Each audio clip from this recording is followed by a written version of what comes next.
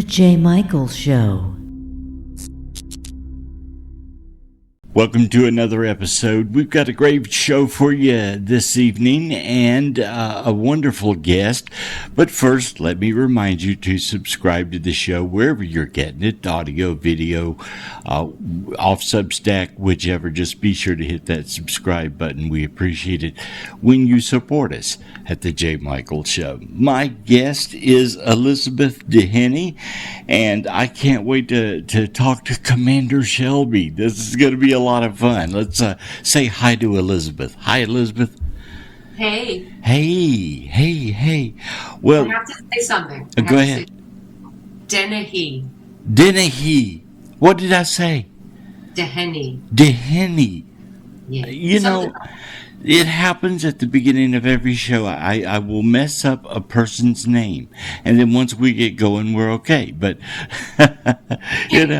it's not a very common name here. And whenever I go to Ireland, my husband's from Ireland, so I go to Ireland a lot. And it's an Irish name, and I'm so used to spelling it and pronouncing it that when I'm in Ireland, I'll say my name is Elizabeth Dennehy, D-E-N-N, and they look at me and they go, I know how to spell it. What are you doing? Of course, you don't need to do that here. They're shocked because it's like Smith or Jones or Lee there. Right. It's so common. And, I think what it is with me is that I have so many electronic things I have to keep up with that when I start the show, I'm nervous that something's going to go wrong, and nothing goes wrong. We just do the show. But for some reason, I will just lose a person's name right off the beginning.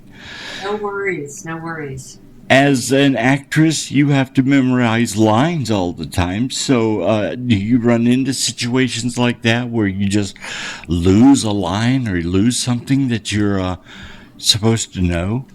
If I've done my work, it doesn't happen. But it all depends. When I started out in this business, my very first job out of school, other than theater, my first job was a theater job.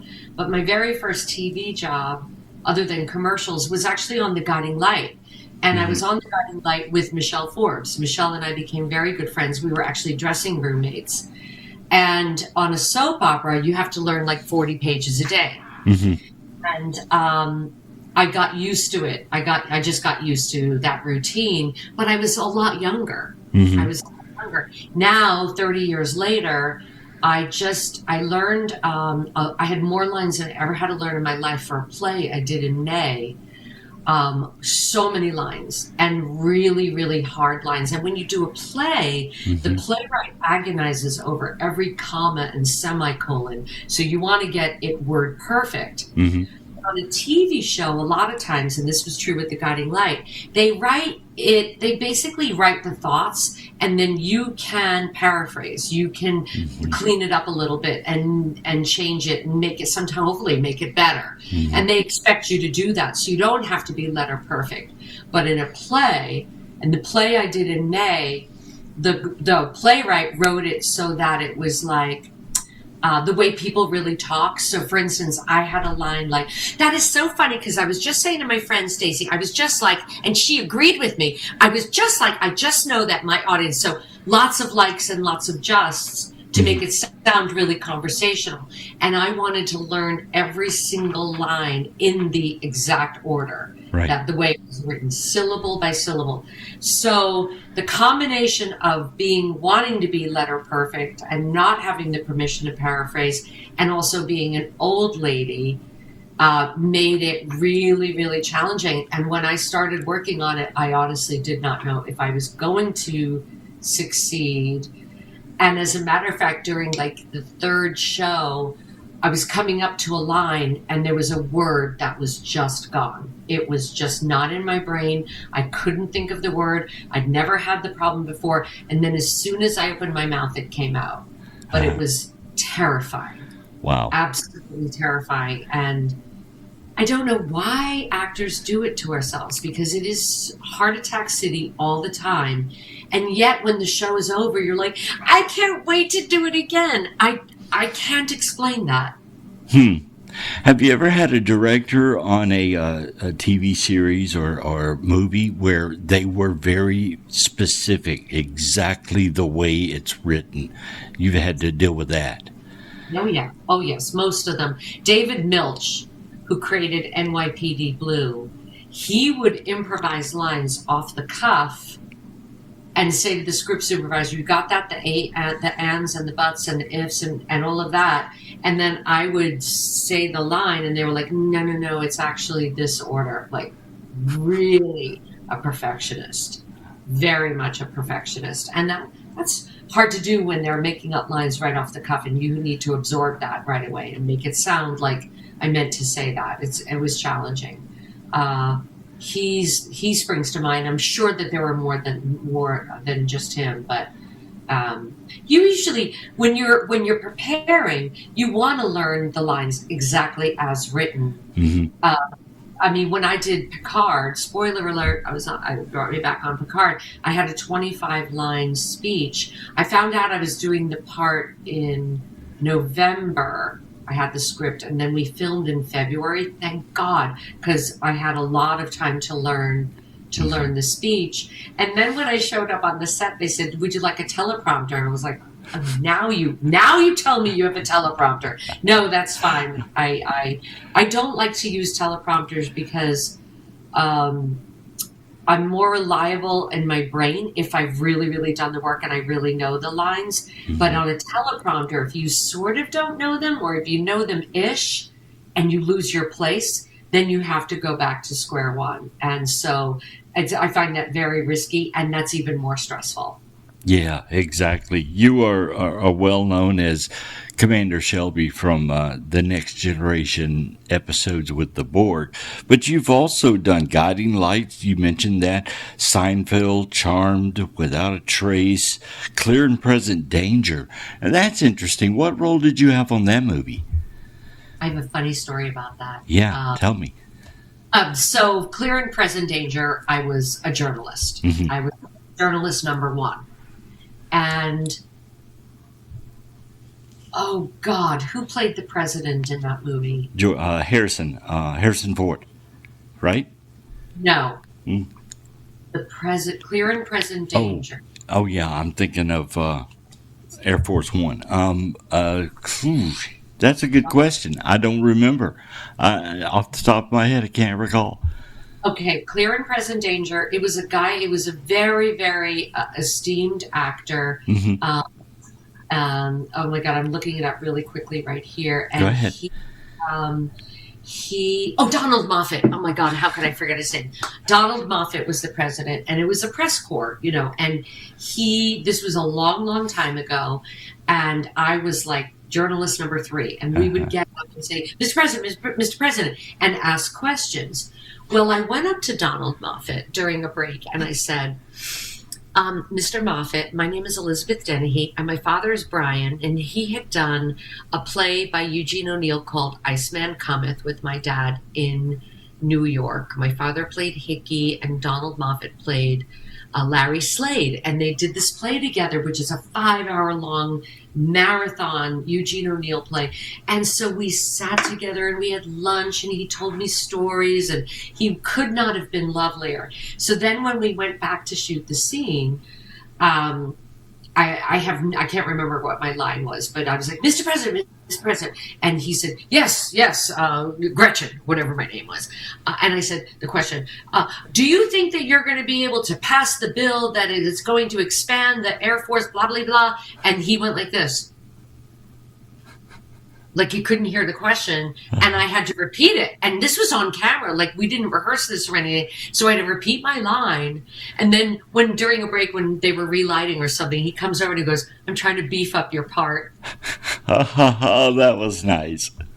So by pretending to not hear, mm-hmm. I got actually 2 lines. I got to say my line twice. And I thought that is the sweetest, most considerate, kind, loving guy. Yeah. I couldn't believe that. Isn't that funny? Yeah. Wow. Amazing. And, he gave you a much bigger role then because you had 2 lines. So, my part. Yeah. When you have 2 lines rather than 1, do you get paid more? No. Oh, no, it didn't work out that way. I don't think, no, you get paid because you get a speaking part. You get paid by the day. So Right. if you said, we're out of time, Elizabeth, can you come back and do your repeated line tomorrow? I could have gotten pay for the next day, but once you get paid for a speaking part, and I don't know, I probably saw the movie, but I don't remember. I don't even know if they kept that, but it was just such a nice, sweet thing. Yeah. Very, very generous actor. What role did you play in Gattaca? Did you see the movie? You know, I saw it, but it was years ago, and I couldn't have picked you out of the crowd if you did. So I'm asking you to tell me. A long, long time ago. So there's a moment in Gattaca where the family who have the child who is not being genetically engineered bring their child to school, and I'm the head of the school, and I'm like, I'm sorry, but we don't take muggles. We don't take civilians. We only take the genetically engineered children. Your child is not, I say it nicely, but not good enough. Does not have a strong, high enough gene pool. But I'm also very quickly looking up the director of that, whose name is Andrew something. Gattaca. I had just gotten pregnant with in vitro fertilization. My Andrew Nichol, my older son, we tried for TMI, so much information, but we tried for years to get pregnant. We used in vitro, our seed and sperm and egg, but implanted with in vitro. And me and Andrew Nichol, the director, had such endlessly fascinating conversations about how Gattaca could be the near future. Could be in our, determining, getting the gene pool quality and reducing if it's not, primo quality. It was really, really fascinating. And so I played the teacher saying, no, you're not good enough. We don't take civilians in the school. And so I just gotten pregnant, and my son, then 6 years later, we shot on the school where he went to elementary school. Oh, wow. Isn't that crazy? What a crazy coincidence. Wow. Yeah. That's amazing. Yeah. Okay. Well, okay. Every job is so much more than just a job, right? There's all these little weird coincidences. Yeah. There are all these little stories that tie in together. Yeah. Such a funny story. Yeah. And he's now 28. So that was, I guess, 29 years ago. Wow. A long time ago. Yeah. You think back and you don't realize how much time has passed by. I mean, it was, 25 years ago you were on Star Trek The Next Generation, right?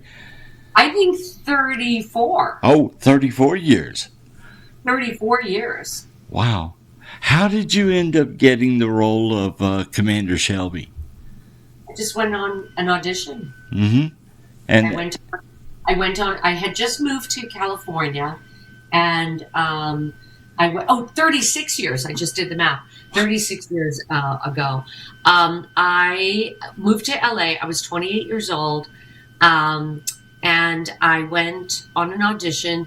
And I have to do full disclosure. And I know people probably going to hate me when I say this. But I was not into sci-fi at all. I remember getting the audition. I was, Star Trek. Sci-fi just wasn't my jam. It just wasn't anything. I wasn't interested in fantasy. Right. I liked autobiographies. I liked historical books. I liked things that were based in, big boots on the ground reality, and sci-fi just never really appealed to me. So I kind of had not disdain, but I probably didn't work very hard on the audition. Also, I was 28. You couldn't tell me anything. I'm so incredibly grateful now that I got the job, because whoever dreamed 36 years later, I'd be having a conversation with you over the computer. You're right. If you told me that 36 years ago, I'd be like, you are crazy. So I'm very, very grateful. It's the gift that keeps on giving. It's just, I just got back from the Las Vegas convention. So much fun. People were so lovely. We had the best time. So I think my haughtiness probably added to something they saw that worked for Shelby. Right. She was a very, very strong woman. And do you like playing strong women? Yes, I do. Yeah. I often get parts where I'm a crying mom. Actually, I haven't in a while, but I used to get cast all the time as a very, very sad, upset, and crying mom. My child having brain surgery. My son died of AIDS, and the insurance company won't pay for his care. Or my kids, oh my God, so many times crying. And those jobs, I hate those jobs. They're not fun at all because everybody else is standing around on the set drinking coffee, telling funny stories. I've never been able to figure out how to do that and then go onto the set and turn on the waterworks. It's very, very hard for me. So I'm basically sitting in the fetal position, and you kind of look gross. You got snot running down your face. I hate those roles. So I love playing strong women. I love playing women who, just have it together. It's way more fun. Yeah. You were talking about. So it is difficult for you to turn on the waterworks to cry on demand? I have never found it easy. Sometimes if the writing is really good, like I did have to do some weepy scenes I just worked with just a couple of years ago, Kevin Costner's Horizon, the Western, and I had some weepy scenes, but the writing was so good. Like I was saying goodbye to a girl I really love, and I actually really did fall in love with her on the set. And also Kevin Costner is an actor, and he knew exactly the right thing to say to me because he knows what an actor needs right before cameras start rolling. Right. So he was wonderful to work with, and the writing was really good. And so that makes it easier. Yeah. Well, okay. What has happened to you as a result of being this Commander Shelby? I mean, has anything interesting or any interesting roles come your way simply because you did that? Oh, gosh. I'm trying to think back to when it first came out. God. I'm not sure. I mean, I think I did Lazarus Man, which was a TV pilot that we shot in Santa Fe, another Western, and that was a very strong person. A lot of times your agents call you and I've never gotten just an offer. I've never, ever just gotten that. So you still have to audition. I've been hearing stories from actors. I'm like, I can't believe you still have to audition. They just are not willing to take chances. So I've still had to go in and audition for everything. There was nobody ever that said, oh, because of what you did on Shelby, on Next Gen. I mean, I had to audition they were doing, I think it was Voyager, and I auditioned for that. That Kate Mulgrew got.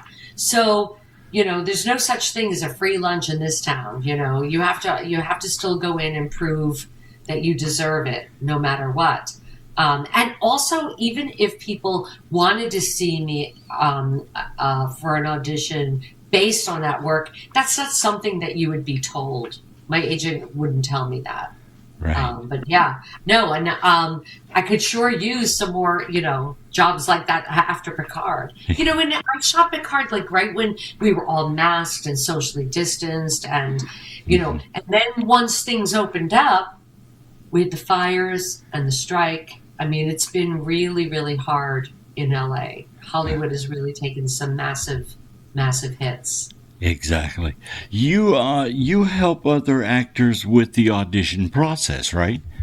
I love helping people audition. As a matter of fact, I've got a kid coming over after we talk. Yeah, so how that happened was I've always been a person who helps friends with auditions. My girlfriends, my friends, going over. Now that everything's taped, when we during COVID, we have this thing called self-taping where my Horizon audition. I taped it myself in my living room, sent it off to Mr. Costner, and lo and behold. So I've always done that. And then when my older son, got into, he was auditioning for an arts high school and he had to do monologues. And I didn't help him because that would be like teaching your kid how to drive. But I just started helping other young people for their auditions for this arts high school. And then my girlfriend was like, why are you giving this away for free? So I started doing it on the side, and I love it. I absolutely love scouring plays for the perfect monologue, finding the two perfect monologues to go together for arts high schools and for theater departments in college, and also film and TV. I got my first kid, first ever student get accepted to Juilliard.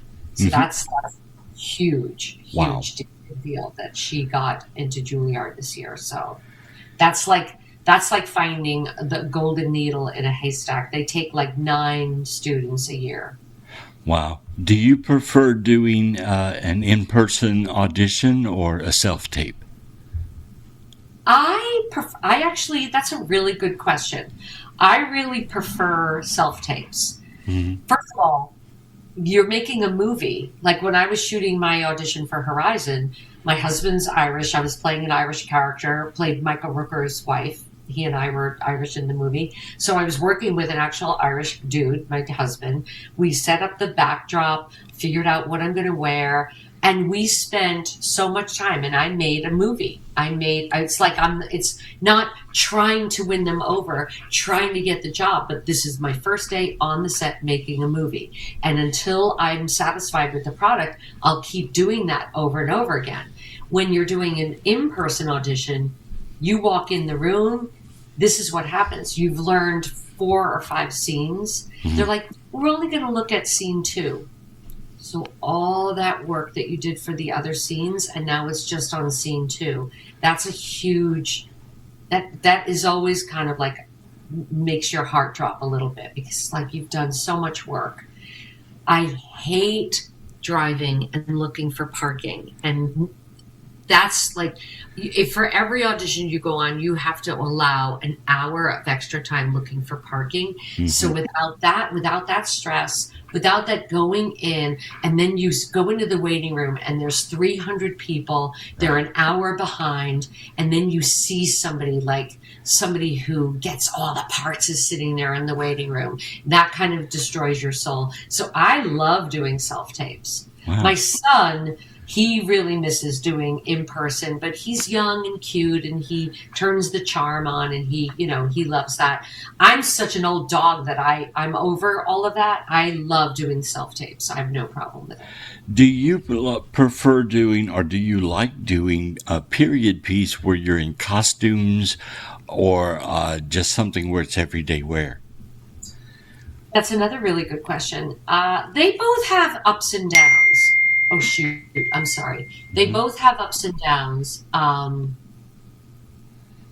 me turn my Do Not Disturb on. Period piece, you have people fussing with wigs, fussing with bonnets, fussing with, oh my God, on Horizon, I had to wear a chemise, a petticoat, a hoop skirt, wool stockings, boots, a wool dress, a lace collar, a cameo pin, a wig, a bonnet sewn onto the wig, a shawl. I had a parasol, I had a bag. Constantly people are fussing around you, constantly primping and preening you. And so that can get really, really annoying. You feel like you have bees flying all. I love them all. I love them. They're so helpful. They make you look wonderful, but it can be really distracting.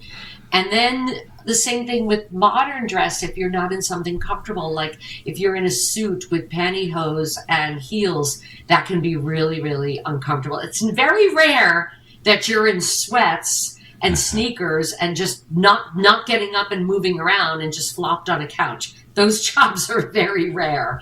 I had one really comfortable costume, which is when I did Charmed. And I thought, oh God, okay, now I get back into my, I'm going to be on camera, fasting mode. But it was this big, huge, voluminous white cloak. And it was like, oh great, I can eat. So that was a pretty comfortable costume. But yeah, they both have their ups and downs. And you get hot in some of them. Oh my God. In Horizon, it was just like unbelievable. It was so hot. And they're constantly having to fan you because they don't want your makeup messing up, right? I mean, yeah. Constantly reapplying the makeup, and they have fans and stuff like that. In Horizon, we shot it in Moab. It was 98 degrees, and I'm wearing all of that. Yeah, it was really. I am not complaining because I had the most fun ever on that job, but it was crazy. It was really crazy. You just mentioned the most fun ever, and that was going to be another question. What is the most fun you've ever had on set? Oh, I love working. I love working. So I enjoy. I can't think of a nightmare job.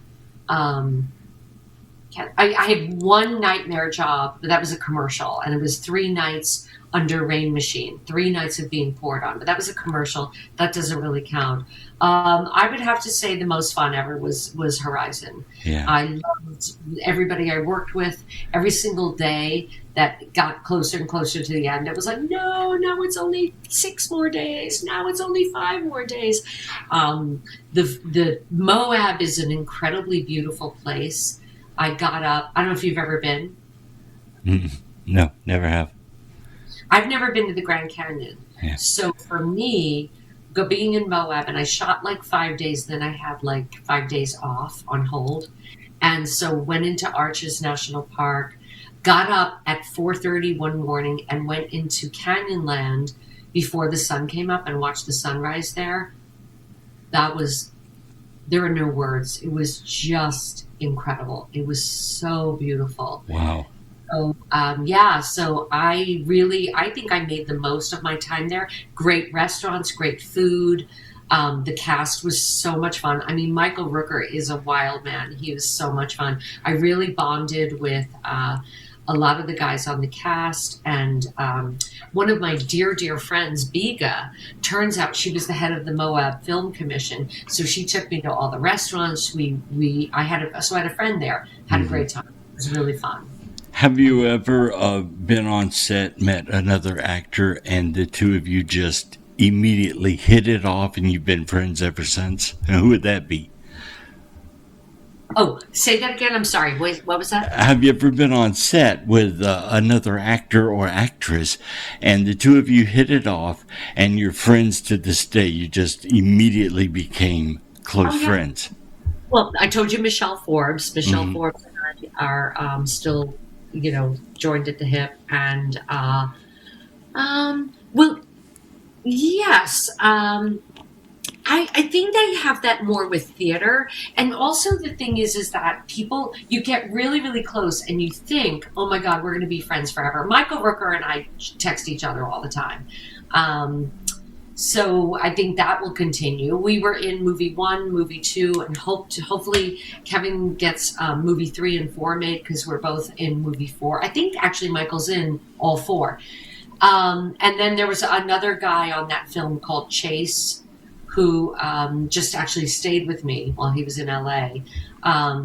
So you say you're going to stay in touch, but invariably you get onto new jobs. People move on to the next new job, and then you start that new family. So you say you're going to stay in touch. And honestly, if anybody from Horizon messaged me and said, hey, I'm coming to LA, we would definitely get together. Mm-hmm. Okay, do you have a favorite director or someone you're really impressed with? Well, Kevin Costner comes right to mind immediately, because that was the most recent job, and he made such a warm and friendly and safe set. It was just so he was fantastic. I don't think I've ever worked with anybody. Oh, I did work with somebody who, Brett Ratner was not my favorite. I did a movie called Red Dragon. Mm-hmm. And instead of trashing him, what I would say is that when you are a day player, like you come in for one scene, I had one scene. I don't know if you've ever seen the movie. I'm a forensics pathologist, and I find the thing that nails the guy. You know, there's always that scene Right. where Harvey Keitel and Edward Norton have been trying to pin all these serial killings on the guy, Red Dragon, right? And because they're of the secrecy and the NDAs, non-disclosure agreements, I only had my scene. I didn't have the full script. Right. So I come in and he's not giving me very much direction. Yeah. And Ed Norton said, because when you come in, it's like, okay, don't bump it into the furniture. Don't forget your lines. Get in, get out as fast as possible. And Ed Norton took it upon himself to say, okay, I know you haven't read the whole script, but this is it. This fiber you find on this piece of toilet paper is the thing that cracks the case. So the slower you are, the more intense you are about searching for it under the microscope, the more intently you go, you see it and you pick it up and careful not to drop it. You have the tweezers and then you put it in the envelope and then you give it to us and then we run and it's like, we got him. And I was like, thank you. Yes.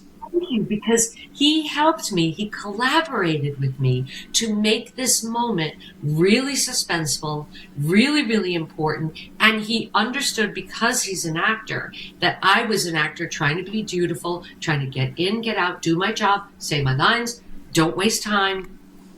Time is money. Don't waste film. The cameras are rolling.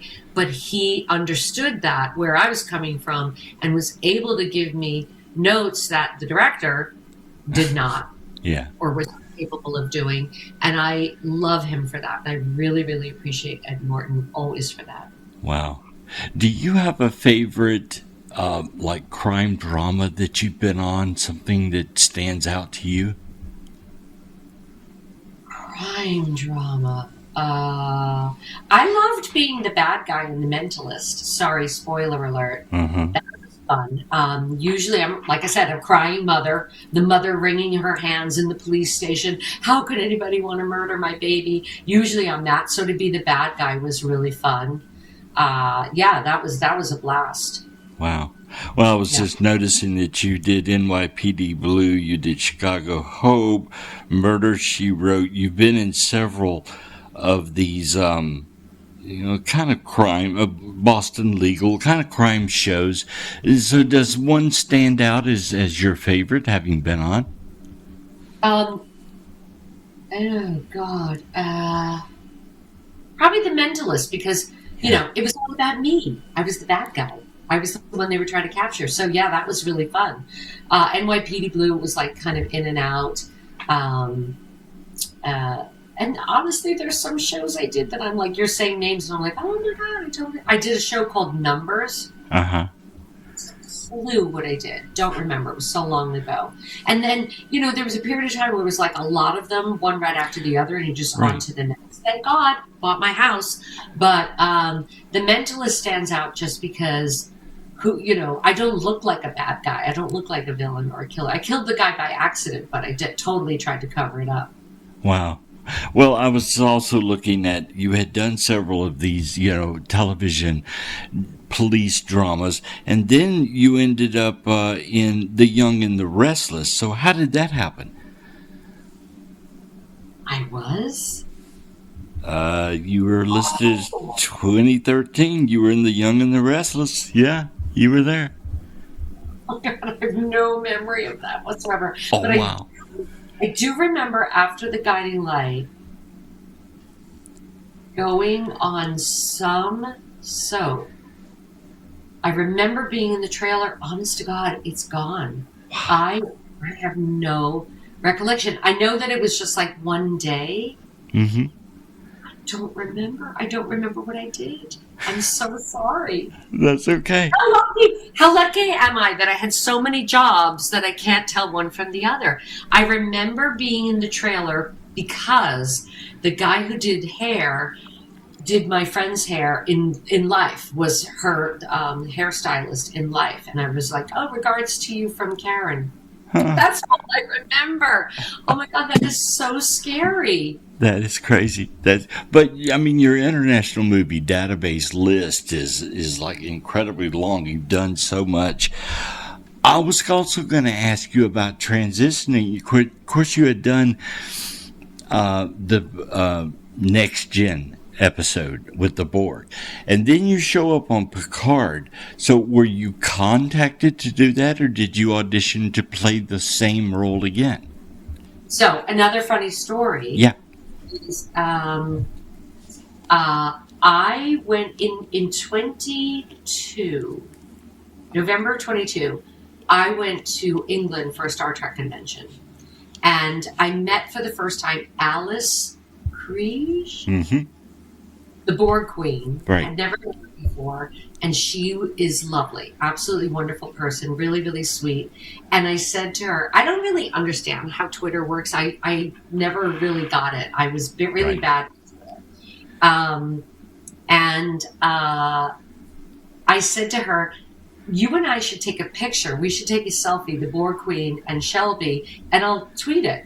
And for me, on something got viral. People shared it like a couple of thousand times. People loved it and shared it, like me and Alice. I come home from London on a Sunday, Monday morning, so November 2022. Monday morning, I got a call from my agent saying, we just got an inquiry as to your availability for Picard. I was like, that can't have come from the tweet. I asked Jonathan when I was on the set of Picard, Jonathan Frakes, I said, could that have put the idea in somebody's head? And he said, first I've heard of it. So I don't think it was, but it was a weird coincidence. Yeah. After 33 years, after so much time, very, very bizarre coincidence. So maybe it's true. You put things into the universe and they manifest. So I got the call on Monday about my availability, and I was like, sure. I've always wanted to go back. Very, very happy to go back. So, so like I said, it happened in February. I did not audition, but I did not know. I didn't see the script, and I did not know what they were going to do with me. And I was really sad that it was just me by myself. I was hoping that I was going to be, interacting with more of the cast members. I never saw Patrick. Yeah. I saw LeVar and Marina in the makeup trailer, and Jonathan was, I think, assistant directing, or he was on set as a writer. So I saw Jonathan and Terry Metalis, and then they asked me to do the ready room with oh God, my brain. What is wrong with my brain? I want to say Wesley, but I know that's not his name. I'll let you look it up. Go ahead if that's what you're doing. Aren't you a Star Trek guy? Who does the ready room? I lost it too. I'm listening to you. Will would be Jonathan Frakes. No, he plays Wesley. Oh, okay. Wheaton. Will Wheaton. Will. It is Will. Oh my God. I know. Will Wheaton. Between the two of us, we maybe have a quarter of a brain. Yeah, Will Wheaton. So I did the ready room. That was really fun. And so I was so happy to be asked, and I was most happy about the fact that they didn't have us in the spandex jumpsuits anymore, that they had a tailored jacket and pants that I went for like 5 or 6 costume fittings, tailored, beautiful, flattering, comfortable. I was overjoyed about that. I was going to ask you, you apparently know him well. What is Jonathan Frakes like? Oh, he's so fun. He's very, very warm, very friendly, down to earth. He does not have a big head at all. Takes himself seriously as an actor and a creator and a producer and a director, but doesn't take himself seriously. Very humble, down to earth. The minute I set foot on the set, and we figured out he had worked with my dad, and he knew my dad, he was like, my trailer is your trailer. Ask me any questions. He said to me when he was talking to me, you have absolutely no idea what is waiting for you. What's going to happen to you? And I said, what are you talking about? And he told me about the conventions. And I was like, get out of here. Really? I mean, you have to remember, this is 1990. Right. No internet, no cell phones, 4 TV channels. Uh-huh. The syndicated TV thing was very, very new. Nobody took the syndicated shows seriously. The WB and the CW. Nobody paid any attention to those. So even when I got the part, it's not like I could go look up IMDb, find out who Jonathan Frakes was. I showed up on the set and I said, "Oh, you're Riker. I thought it was the bald guy." There was no way to look up stuff. I had no clue. So he wasn't insulted. He thought it was funny. And, I just did not know anything. I was oblivious. He was incredibly sweet, incredibly kind, and helpful. And, because we'd only had the first script, we only had part 1. Mm-hmm. We had no idea what was going to happen in part 2. No clue. I had no idea if I was going to be a Borg in disguise. Was I a double agent working on the other side for the Borg? Were we going to end up falling in love with each other? We had no idea what was going to happen. So Jonathan and I talked about the flow of the scenes and the build and the story, and we needed to have some moments where you could see, like, everything would make sense no matter what happened. If it turns out that I was a villain, you could track it and go back to part 1 and go, oh, that little snide look she gave, when people said good job, or like I said, scramble the phaser frequencies, keep them guessing, and it works. They release the tractor beam, and Patrick puts his hand on my shoulder, and I kind of like do a little smug look. Those were all Easter eggs on purpose in case it turned out that I was a villain. And we also very consciously played that there was a charismatic kind of heat between us in case it turned out that we fell for each other or became really close. It had to make sense. We needed everything to track. Wow. You said that you weren't used to the whole idea of there being conventions and things. Have you done a lot of conventions since then? It's so funny. I think that in the beginning I did a lot when the shows aired. And then there were more shows, Voyager and Discovery and Deep Space Nine and all these other shows. So I think the market gets a little bit saturated. And now it feels like, about maybe 10 years ago, the circuit was of the, hey, let's get the old timers back. Whatever happened to Shelby? Yeah. Because there seems to be more renewed interest. I just did Las Vegas. That was so much fun. We had a great time there. My husband is in the movie Titanic. He's the priest reading from the Bible when the boat goes down, and he's in Gettysburg.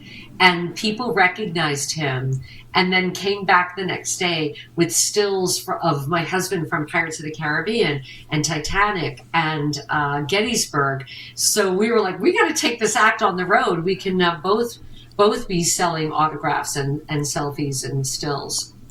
When you're at a convention, do you ever, I know that you sit at a booth and people buy your pictures and get autographs and things like that. You give a talk too while you're there. And do you enjoy doing that?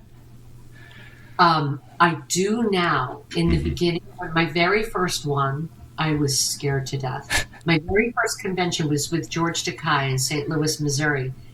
And I was scared because I felt like the fans, the diehard fans, they're so into it. And when I found out that I have no idea what the phaser frequency was set to when we were on the Borg ship, I had no idea that they were going to just be so mad at me and call me an imposter, that I had no right to have a part like that because I didn't care about canon and the franchise.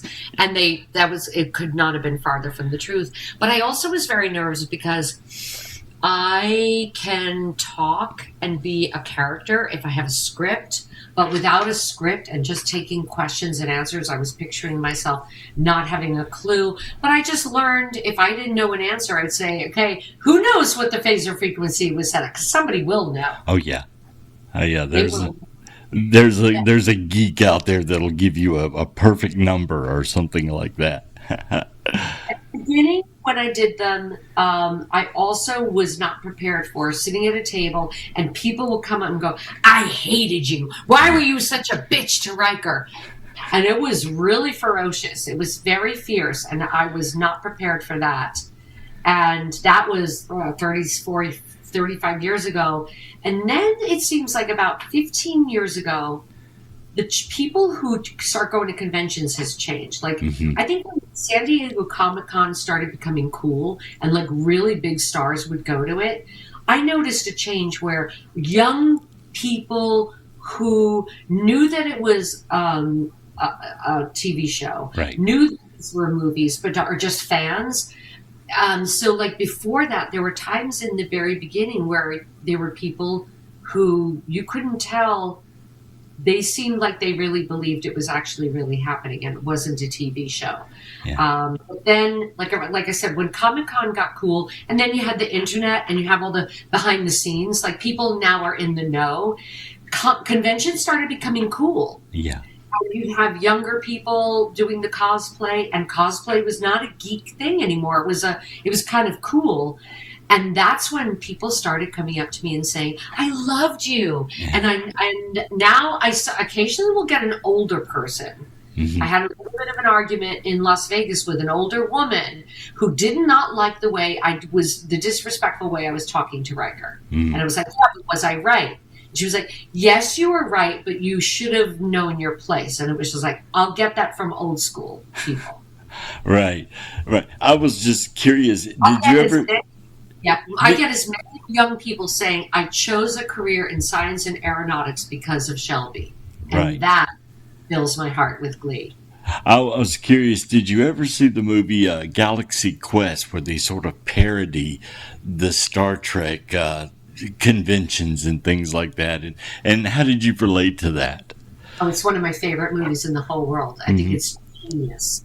Yeah. It's actually genius. And I totally get why poor Andrew Rickman is wearing the head, but that's the only thing that strains credulity, because that would never happen. I don't think a person who was doing an appearance would ever put on that. Yeah. But I'm so glad they changed it and that they do that for him, because it's so funny. It's just so funny. And I think they have the characters wearing the costumes. I think Sigourney Weaver wears the costume. There's not enough money in the world for me to ever put the costume on. Oh, wow. But that's the only thing. I find it very, very accurate, and really, there's two things that make that movie, well, three things. The cast is just across the board excellent. But the fact that the aliens are so hilarious, and Rico Colatoni, who plays they are so funny, and the one who falls in love with Tony Shalhoub. But I also love that they're not making fun of the fans. The fans actually save the day. I think it's genius, absolutely. And it was so sad in Las Vegas. I had to leave on Sunday. And Sunday night, they were showing Galaxy Quest with all the fans. And I thought, I would have loved to have stayed and watched that with them. Yeah. You said that there was no amount of money that would make you put the uniform back on. Well, what if you were to be asked to do like a parody play at a convention? Would you wear the uniform then? Possibly. That sounds like a really fun idea. Yeah. Possibly. I think, in that case, you could probably wear black pants and a black jacket and make it look as if it was. Yeah, you could just slap one of those little insignias on you, and anything you're wearing pretty much would work, right? Yeah, it all depends on how much time they give me to lose weight. Oh, goodness. Okay, well, tell me, what are you working on right now? What's next for Elizabeth? Hoping for Horizon 4. Mm-hmm.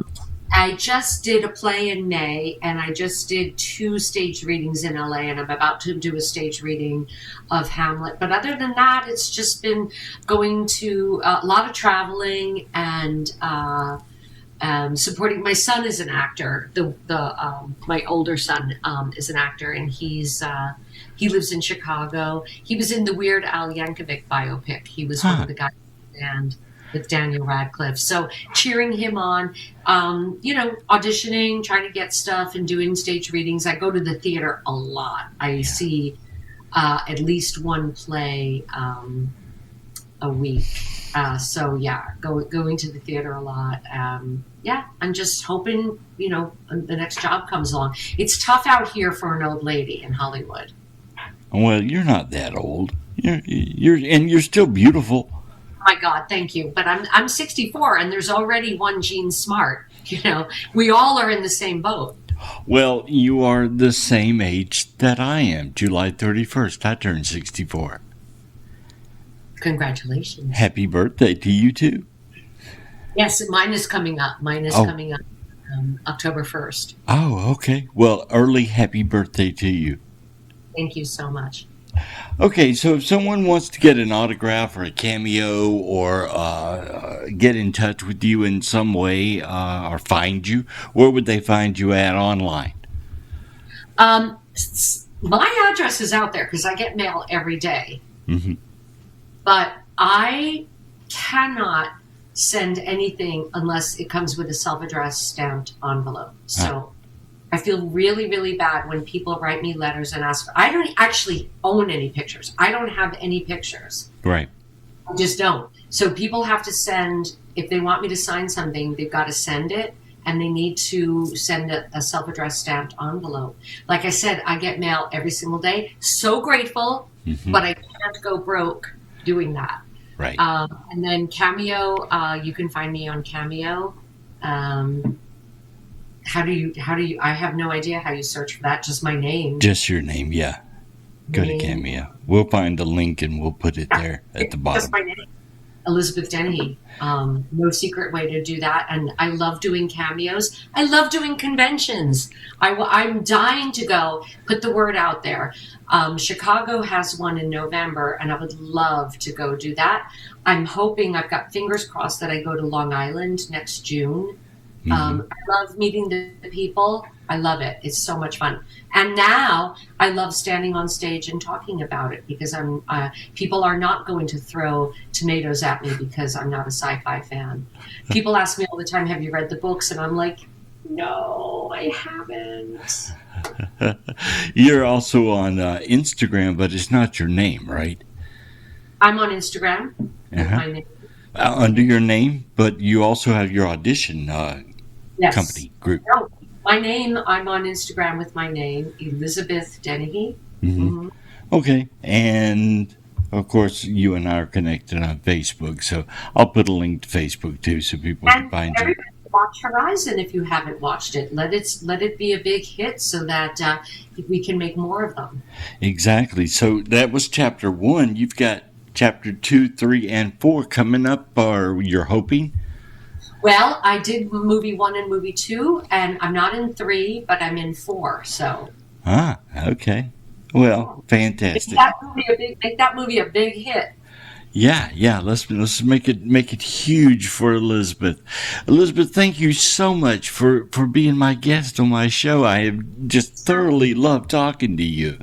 Anytime. All right. Well, that'll do it. We will see you next time on the J. Michael Show.